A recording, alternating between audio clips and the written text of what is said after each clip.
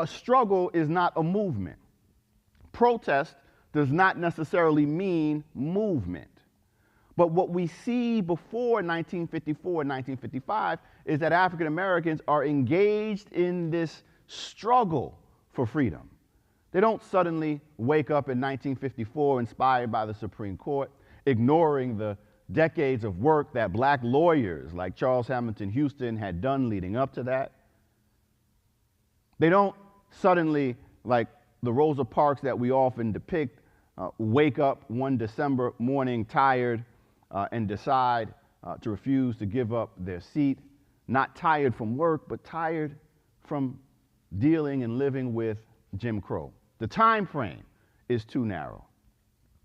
This ignores the work and activism of the UNIA, Universal Negro Improvement Association, Marcus Garvey's organization, the struggles of the NAACP a few years before that, Ida B. Wells against lynching. So what we want to do when we think, the first thing that we have to think about is how can we expand the time frame in which we're talking about.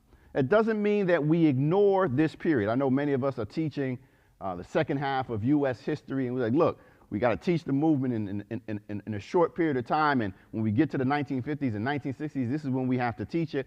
I understand that. It's important that we focus on this period. This is a significant period of black protests, the most public period of black protests, in which major legislative achievements are accomplished. But we shouldn't talk about it and teach it in isolation.